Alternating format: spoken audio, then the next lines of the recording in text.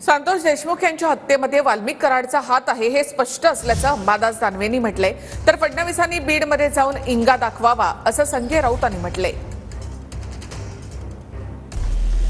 बीड हत्या प्रकरणावरून विरोधक पुन्हा एकदा आक्रमक झाले. फरार आरोपी आणि तपासावरून विरोधकांनी पोलीस प्रशासन आणि सरकारला काही सवाल केले. संतोष देशमुखांच्या हत्येत वाल्मिकचा हात असल्याचा गंभीर आरोप अंबादास दानवेंनी केला. सगळं सुस्पष्ट होतंय की वाल्मिक कराडांचा या संतोष अण्णा देशमुखांच्या खून प्रकरणात जवळपास स्पष्टपणे हात आहे. तर मुख्यमंत्री फडणवीसांनी बीडमध्ये जाऊन इंगा दाखवायला हवा, त्यांनी पोरासोरांना मकोका लावला असं संजय राऊतांनी म्हटलंय.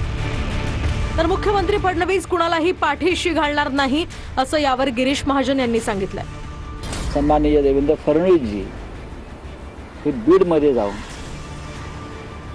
आपला इंगा दाखवत नाहीत तोपर्यंत चालूच राहील. आज काही पोराटोरांना त्यांनी मोका लावला. माननीय मुख्यमंत्री महोदय, आपल्याला माहिती आहे या संदर्भामध्ये त्यांचा अभ्यास अधिक गाढा आहे. ते स्वतः LLB आहेत, वकील आहेत, त्यामुळे ते कुठे कुणाला पाठीशी घालणार नाहीत. तर मुख्य आरोपी सोडून इतरांना मकोका लावल्याचं खासदार बजरंग सोनावणे यांनी म्हटलंय. एकच आरोपी फरार आहे, इतर आरोपींवर मकोका लावलाय असं यावर स्पष्टीकरण शंभूराज देसाई यांनी दिलंय. मोका लावला जातो तर मेन आरोपी सोडून मोका लावला जातो. सन्माननीय मुख्यमंत्री महोदय म्हणतात की मी कुणालाही सोडणार नाही, मग कुणाला धरायचे तेही कळाना. एक आरोपी आणखी फरार आहे, ज्यांनी मदत केली या लोकांना सुद्धा आणखी मोकाट सोडले. आरोपींना त्या प्रकरणामध्ये जे संशयित आरोपी आहेत त्यांना अटक केलेली आहे. एकच आरोपी त्यातला शिल्लक राहिलेला आहे. पोलीस पथकं त्याच्या पाठीमागे रवाना झालेली आहेत. मोका लावताना ज्या काही बाबी तपासाव्या लागतात ती तपासण्याचं काम देखील पोलिसांचं सुरू आहे. अजित पवारांकडे धनंजय मुंडेंचा राजीनामा घेण्याची नैतिकता नाही अशी टीका ठाकरे गटाच्या विनायक राऊतांनी केली आहे. तर बीडमधील घटना ही दुर्दैवी आहे. राज्य सरकारकडून कुणाला तरी वाचवण्याचा प्रयत्न होत असल्याचं अनिल देशमुखांनी सुद्धा म्हटलंय.